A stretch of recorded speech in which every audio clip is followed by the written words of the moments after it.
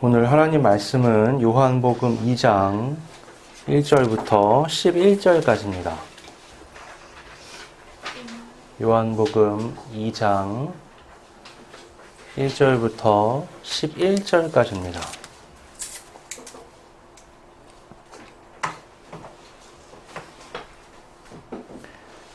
공독하겠습니다. 사흘째 되던 날 갈릴리 가나에 혼례가 있어 예수의 어머니도 거기 계시고 예수와 그 제자들도 혼례의 청함을 받았더니 포도주가 떨어진지라.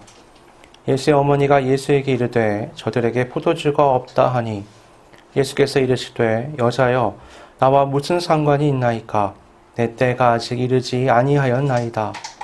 그의 어머니가 하인들에게 이르되 너희에게 무슨 말씀을 하시든지 그대로 하라 하니라. 거기에 유대인의 정결 예식을 따라 두세 통 드는 돌 항아리 6이 놓여 있는지라. 예수께서 그들에게 이르시되 항아리에 물을 채우라 하신즉 아기까지 채우니 이제는 떠서 연회장에게 갖다 주라 하심에 갖다 주었더니 연회장은 물로 된 포도주를 맛보고도 어디서 났는지 알지 못하되 물 떠온 하인들은 알더라.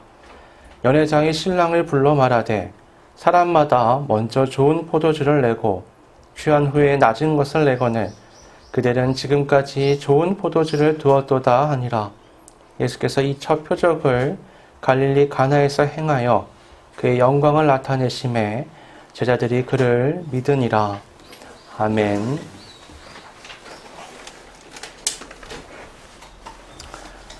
그 영화, 연극, 드라마 같은 걸 보면 이게 비극이냐 희극이냐 보통 이렇게 갈리잖아요. 그럼 어떻게 그걸 확인할 수 있냐면 끝까지 봐야지만 확인할 수가 있습니다. 아무리 즐겁게 막 얘기가 시작돼도요, 그때 가서 비참하게 끝나면 그건 비극이 되죠. 반대로 아무리 슬프고 어둡고 얘기가 진행돼도요, 그때 희망이 남으면 그건 희극이 되는 겁니다. 모든 극은 과장되어 있지만 그것이 인생의 것들을 담고 있기 때문에 인생의 많은 요소들이 거기에 담겨 있다라고 말할 수 있죠. 그러니까 인생은 희극도 되고 비극도 되는 겁니다. 여러분의 인생은 어떠세요? 여러분의 인생은 희극입니까? 아니면 비극입니까? 아직 끝까지 다 안 살아봐서 희극인지 비극인지 알 수가 없죠. 영국의 어떤 사람은 60이 될 때까지 비극만 연속되는 거예요. 뭐 예를 들면 벼락에 2번 맞았다든지 살면서 한 번 맞기도 힘들잖아요.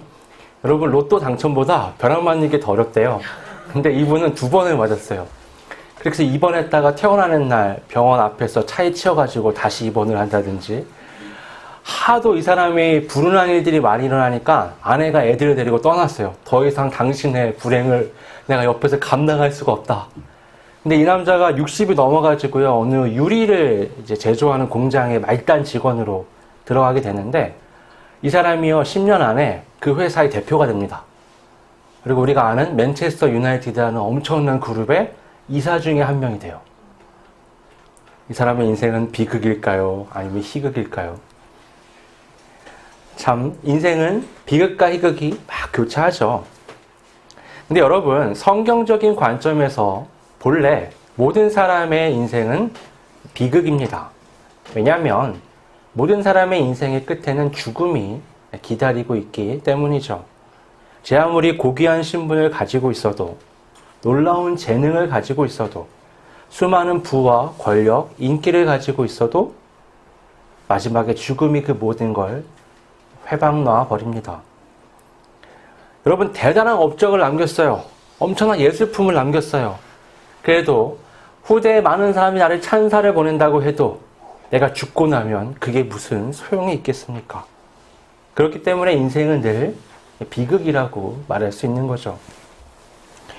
요즘은 열린 결말이라는 것이 유행을 해요. 그래서 이런 극들을 보면 비극도 아니고 희극도 아니고 모호하게 끝을 냅니다. 그러면 그걸 보고 있는 사람들이 어때요? 상상의 나래를 펼치죠. 이건 이렇게 돼서 아마 희극적으로 끝날 거야, 아니면 비극적으로 끝날 거야, 이런 생각들을 할 수 있게 만듭니다. 성경은요, 우리의 삶에도 비극만이 아니라 희극이 될 수 있는 요소를 남겨놨어요. 예수 그리스도의 오심을 통해서 인류가 죽음의 문제를 극복하고 하나님 앞에서 행복으로 인생을 펼쳐나갈 수 있는 가능성을 갖게 된 거죠. 부활은 모든 삶을 희극으로 바꾸는 능력이 있습니다.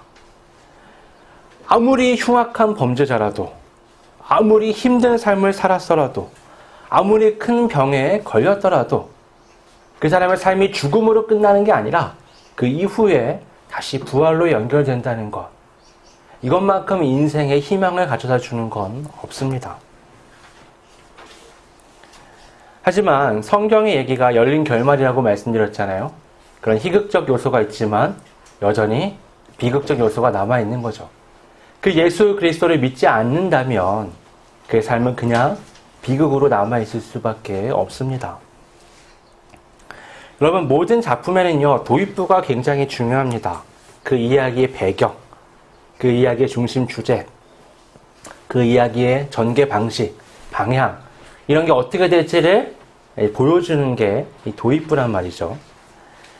성경에도 그런 문학적인 요소들이 다 들어가 있습니다. 우리가 잘 아는 이 사복음서는 한 분 예수 그리스도에 대해서 초점을 맞추고 있잖아요. 근데도 내 복음서가 다 말하는 예수 그리스도가 다릅니다. 조금씩은. 그래서요, 각 복음서의 도입부를 보면 이 복음서를 쓴 저자가 어떤 관점에서 이걸 쓰려고 하는구나라는 걸 알 수가 있습니다. 오늘 본문은 요한복음에서 예수님의 공생의 도입부라고 말할 수 있어요. 1장이 예수님을 소개하는 일종의 소개글이었다면 2장부터는 예수님의 실제 사역이 본격적으로 시작이 됩니다. 그래서요, 오늘 본문을 보면 요한복음 전체가 이런 방향성을 가지고 예수님을 말하고 있구나라는 것을 알 수가 있습니다. 예수님의 첫 번째 사역이 뭐였느냐? 흥미롭게도 남의 결혼식에 부족한 포도주를 공급하시는 것이었습니다. 1절에 보면 사흘째 되던 날이라고 말씀합니다. 앞장인 1장에 제자들을 만나는 장면이 있거든요. 그로부터 사흘째 되던 날이 이 결혼식이 있던 날입니다. 그러니까 지금 어때요? 예수님하고 제자들하고 만난 지 3일밖에 안 된 거예요. 지금 3일째인 겁니다. 그러니까 굉장히 서로에 대해서 잘 알지도 못하고 만 만나긴 했지만 제자들은 긴가민가 하면서 예수님을 따라가는 거죠. 성경에는요, 이 숫자들이 특별한 의미를 가집니다. 특히 3, 7, 12, 40 같은 숫자는 성경에서 특별한 의미를 가지고 있습니다. 오늘 본문에 이 사흘이라는 것도 마찬가지죠. 여러분, 사흘째 되던 날이라고 하면 뭐가 떠오르세요? 보통 그리스도인들은 예수님께서 사흘째 되던 날 부활하신 것을 머릿속에 갖고 있죠. 이 요한복음 2장이요, 가나안 혼인잔치뿐만 아니라 뒤에 보면 뭐가 나오냐면 성전 정화를 하는, 6월절날 예수님이 성전 정화를 하는 사건이 담겨 있습니다. 그때 사람들이 하도 예수님께 항의를 하면서 야, 네가 그리스도면 표적을 보여봐라, 뭐 이런 얘기를 쭉 하니까 예수님께서 그런 말씀을 하세요. 너희가 이 성전을 헐라 내가 사흘 동안에 일으키리라. 여기서도 사흘이 등장을 하죠. 이건 어디까지나 예수님의 그 십자가의 죽으심과 부활을 염두하고 하신 말씀이라고 할 수 있습니다. 그러니까 혼인잔치와 성전 정화에서 모두 사흘이라는 표현이 들어간 건 우연이 아닌 거죠. 두 이야기는 다 예수님의 십자가의 대속과 부활을 말하고 있는 겁니다. 오늘날 결혼식은 어때요, 여러분? 결혼식 가보시죠? 우리 다 해봤잖아요. 뭐 가보시기도 하고. 가면 어때요? 이미 결혼을 하기로 한 사람 둘이 나와서 많은 사람들을 모아놓고 우리 결혼합니다 라고 나타내는 날이잖아요. 근데 유대사회의 결혼잔치는, 혼인잔치는 좀 달라요, 성격이. 이건 지금으로 말하자면 공개 프로포즈 같은 거예요. 그러니까 이게 혼인이 됐다가 아닙니다.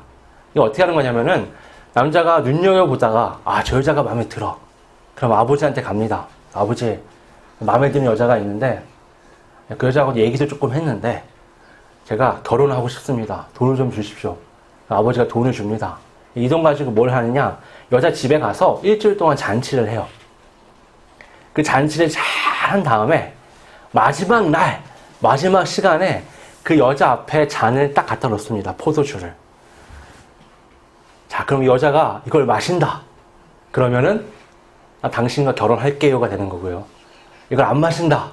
그러면 이 남자는 헛돈만 쓴 게 되는 겁니다. 이게 공개 프로포즈하는 날이에요. 일주일 동안 여자는 남자를 유심히 봅니다. 저 남자가 재미도 있네. 저 남자가 불같이 화를 내는 성격이 있네. 저 남자가 어떻네? 이렇네? 저렇네? 똑똑한 것 같네?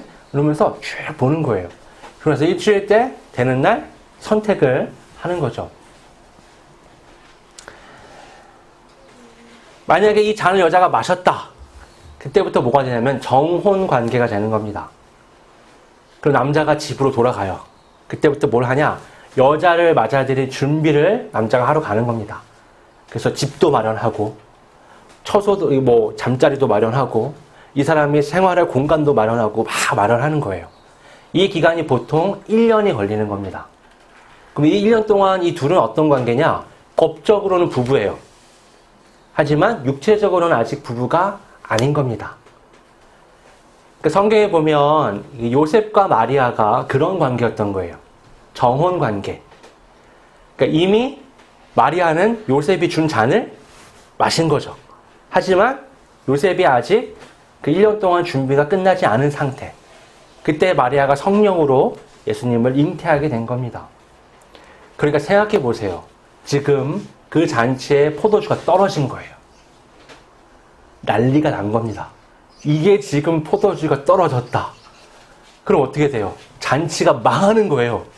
이 공개 프로포즈라고 했잖아요. 이 남자는 점수가 완전 깎이는 정도가 아니라 완전 탈락이에요, 이거는. 마지막 날 여자한테 줄 잔도 없어요. 이건 끝이에요, 끝. 그냥 망하는 겁니다. 여러분, 이게 신부의 문제인가요? 아니요, 이건 어디까지나 신랑의 문제예요. 그래서 오늘 본문의 신부 얘기는 한마디도 없습니다. 네. 신랑의 문제예요. 그리고 이 연회를 주최하는 또 연회장의 문제이기도 했습니다. 근데 어머니 마리아가 왜 나서서 이렇게 일을 진행했는지는 모르겠어요. 신랑과 어떤 관계인지 모르지만 단순한 손님은 아니었겠거니 하고 우리가 생각해 볼 수 있습니다. 마리아는 문제가 생기자 예수님께 와서 저들에게 포도주가 없다 라고 넌지시 말을 해요. 예수님이 이렇게 대답하십니다. 여자여, 나와 무슨 상관이 있나이까? 내 때가 아직 이르지 아니하였나이다. 여자여 라고 말하기 때문에 번역이 이렇게 되면 우리가 오해를 하잖아요. 아니 자기 엄마한테 어떻게 여자여, 아무리 예수님이지만. 근데 이 당시에 원어로 보면 이 말은 그 유대 사회에서 여자를 부르는 극존칭이에요. 더 높여 부를 수 없을 정도로 아주 높여 부르는 게 이 표현입니다.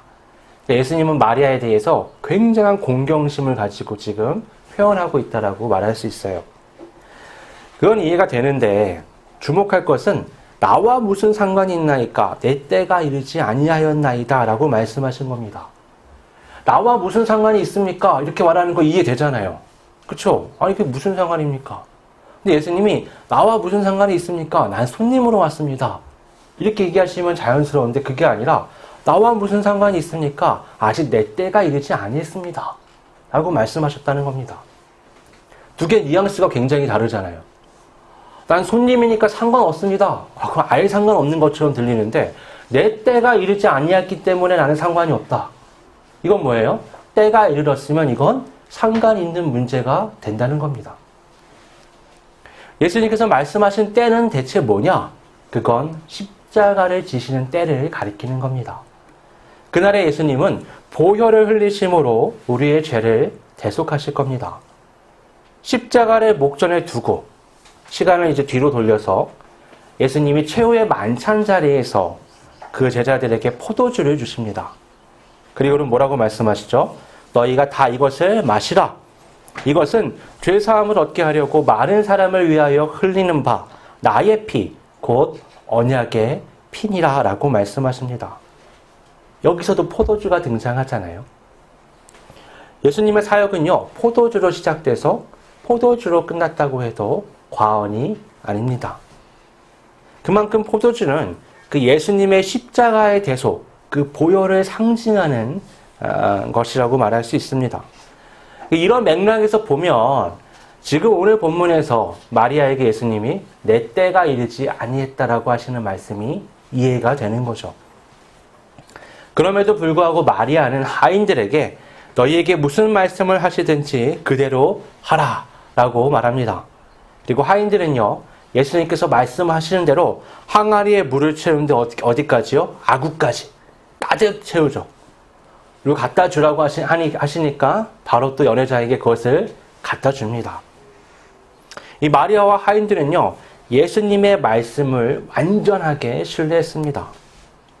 마리아는 예수님이시라면 이 불가능한 어려움을 해결하실 수 있을 것이라고 믿었고, 하인들은 그들이 어떤 동기를 가졌는지는 우리가 알 수 없으나 예수님의 말씀에 완전하게 순종을 했습니다. 그 결과 어떻게 해요? 6항아리에 가득 포도주가 생긴 겁니다. 여러분, 포도주가 떨어져 간다라는 얘기를 신랑이 들었겠죠. 연회장도 들었을 겁니다. 비상사태죠. 백방으로 포도주를 알아보는 상황 속에서 도저히 구할 수가 없었습니다. 그러니까 지금 이 신랑과 연회자가 뭐만 기다리고 있죠?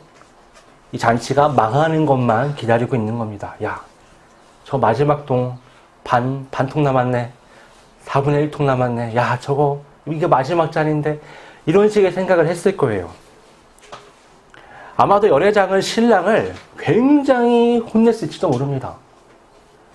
여러 사람들이 그를 비웃고 비난했을지 몰라요. 연회장이 신랑을 부르니까 신랑은 이런 것들을 예상했겠죠. 야, 이제 망했구나. 근데 어떻게 해요? 연회장이 신랑에게 찬사를 보냅니다. 뭐라고 찬사를 보내죠? 야, 내가 연회장 생활을 얼마나 오래 해봤어. 예를 들면 그런 거죠.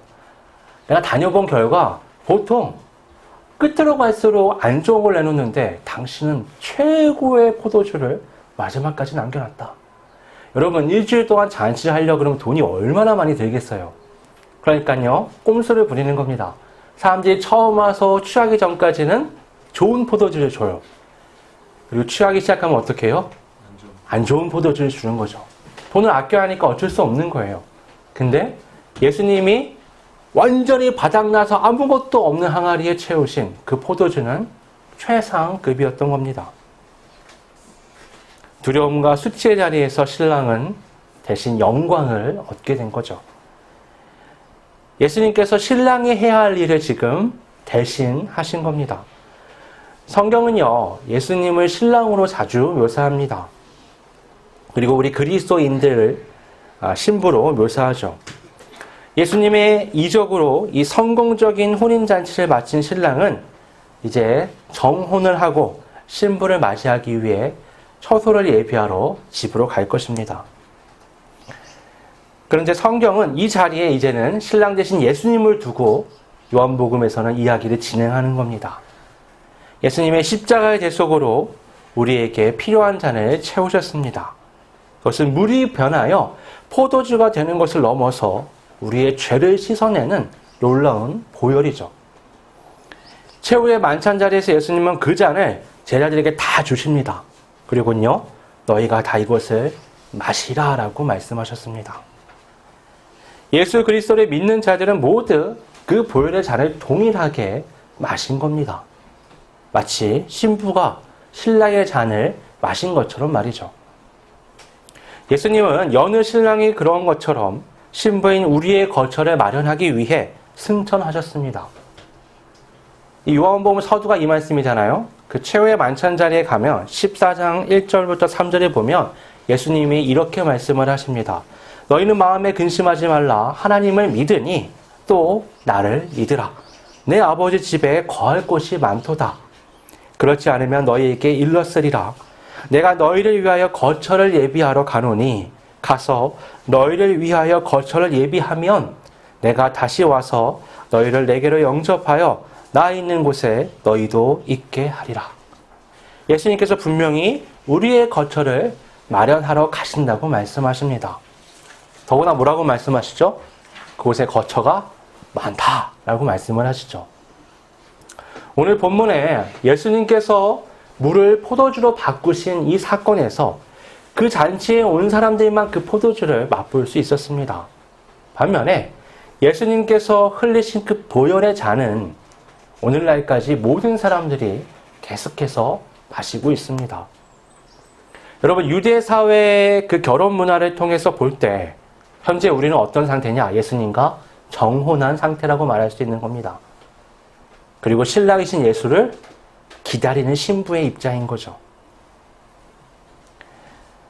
그 잔을 마시는 사람마다 예수님의 오심을 기다리는 정혼자가 되는 겁니다. 여러분, 우리의 신랑 예수는 굉장히 섬세하고 다정한 분입니다. 우리의 고충을 잘 아시기 때문에 그냥 가시는 게 아니라 성령의 내주하심을 우리에게 선물로 주시고 가셨죠. 그 성령께서 날마다 우리에게 말씀을 생각나게 하시고 그 말씀을 기억나게 하시는 겁니다. 여러분, 그 과거의 신부 입장에 생각해 보세요. 이 남자가 결혼하기로 했는데 1년 동안 소식이 없어요. 언제 나를 데리러 올지 몰라요. 알기가 어려운 겁니다. 근데 우리는 얼마나 좋아요. 성경의 말씀이 있고 성령께서 말씀을 생각나게 하시고 우리에게 믿음을 계속 불어 넣는 겁니다. 오늘 본문에서 이 물로 포도주를 만드신 주님을 향한 사람들의 반응은 믿음입니다. 마리아의 믿음으로 예수님의 이적이 시작되었죠. 그리고 그 과정에서 하인들의 믿음이 있었습니다. 그 결과 11절에 제자들이 이 3일째 되는 날 예수님을 보면서 믿음을 갖게 된 것이죠. 포도주로 예표되는 예수님의 십자가의 대성을 향한 이 그리스도인의 삶은 이처럼 믿음에서, 믿음으로, 오직 믿음으로 살아가는 삶이어야 합니다. 여러분, 세상 그 누가 물이 포도주로 바뀐다고 하면 믿겠습니까? 여러분, 아무도 안 믿습니다. 오늘 본문에서도 연회장을 비롯해서 신랑들, 거기에 있는 모든 사람들은 이게 대체 어떻게 된 건지 감을 잡을 수가 없는 겁니다. 오직 믿음을 가진 사람들, 마리아와 하인들은 그것이 어떻게 된 일인지 알고 있었죠. 예수님을 기다리는 우리의 삶도 마찬가지입니다. 세상 사람들은요, 예수님의 오심에 별 관심이 없습니다. 오시든가 마시든가 오늘 주식이 오르는 게 중요하고 집값이 오르는 게 중요하고 내가 취직되고 진급되는 게 중요하죠. 예수님의 오심, 그거 아무 상관이 없습니다. 오직 믿음을 가진 그리스도인들만이 그날을 고대합니다. 사람들은 상상조차 할 수 없는 놀라운 십자가의 대속의 그 기적과 또 예수님의 재림을 갈망하며 기다리는 겁니다. 그 차이는 믿음, 그 한 가지에서 비롯되는 거죠. 여러분, 그렇기 때문에 모든 그리스도인의 삶은 비극이 아니라 희극입니다. 세상은 그리스도인의 삶을 이해하지 못합니다. 여러분, 역사적으로 얼마나 많은 믿음의 선진들이 비참한 삶을 살았습니까? 그들이 때로는 순교를 작정하고 생명을 돌보지 않았었습니다. 그것이 세상의 눈에는 얼마나 미련하고 어리석게 보이는지 모릅니다. 그러나 그리스도인의 관점에서는 어떻죠? 그것은 누구보다 지혜로운 겁니다. 왜냐하면 죽음으로 인생이 끝나는 것이 아니라 그 너머의 부활과 주님을 만나는 날이 기다리고 있기 때문입니다. 믿음으로 사는 것만이 우리의 삶이 희극으로 나아갈 수 있는 열쇠가 되는 거죠. 여러분, 물이 포도주가 되었다. 와, 그냥 좋다. 놀라운 이적이다. 이렇게만 생각하면 안 됩니다. 그만큼 우리에게 있는 문제는 엄청난 겁니다. 물이 포도주가 되는 것만큼의 변화가 일어나지 않으면 기적이 없이는 해결되지 않는 게 인생의 문제라는 겁니다. 여러분, 세상의 문화를 보십시오. 도저히 죄를 해결할 수가 없습니다. 그러니까 이제 어떻게 하느냐? 죄를 노래해요. 죄를 미화시키고 죄를 합리화시킵니다. 왜 그런 일들이 자꾸 일어나느냐? 불가능하기 때문이에요. 그게 잘못된 건 줄 아는데 내 속 안에서부터 변화가 일어나지 않아요. 내 속 사람이 바뀌지 않는 거죠. 그러니까 어떻게 생각하느냐? 이게 정상이야. 분명히 죄가 만연한 세상에서 자기도 고통하고 남도 고통하고 모두가 고통하는데 어떻게 해요? 이거 어쩔 수 없으니까 그냥 이걸 노래하자. 이걸 찬양하자. 이걸 합리화시키자. 이렇게 나가는 겁니다. 오직 예수 그리스도께서만이 그 모든 것을 변화시킵니다. 사람 속 안에 성령의 내주하심 가운데 일어나는 일은 뭐냐? 말씀을 통해서 속사람이 변화하여 성화되어져 가는 겁니다. 그것은 율법의 힘이 아니라 하나님의 놀라운 예수 그리스도의 십자가의 대속의 힘입니다. 그 피를 마신 자만이 성령의 내주하심 가운데서 진정한 근본적 변화를 경험해 갈 수가 있는 겁니다. 그 보혈의 잔이 우리의 죄를 씻어냅니다. 예수님은 그 잔을 이미 우리에게 주셨고 우리는 그것을 이미 마셨습니다. 이제 우리가 해야 할 건 뭐냐? 그 예수님의 오심을 기다리면서 정숙한 또 현숙한 여인처럼 그 신랑에 걸맞는 신부의 삶을 지금부터 살아가는 겁니다. 믿음으로 말이죠. 그 삶을 주님 오실 날까지 끊임없이 이어가는 우리 모두가 되기를 바랍니다. 기도하겠습니다. 사랑과 은혜가 풍성하신 아버지 하나님, 우리의 신랑이신 예수님은 조금의 실패 없이, 조금의 부족함 없이 우리의 죄를 씻어내는 보혈의 잔을 채우셨습니다.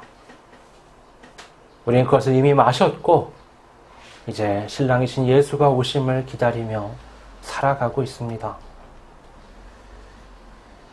세상의 많은 문화, 세상의 많은 흐름,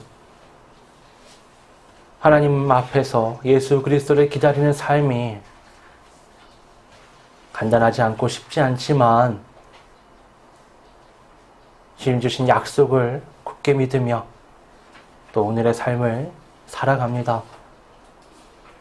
주님 우리 안에 더 큰 믿음을 주시고 그 믿음을 따라 오늘 마리아와 또 하인들이 경험했던 놀라운 이적이 우리 삶에도 이어질 수 있도록 인도하여 주시옵소서.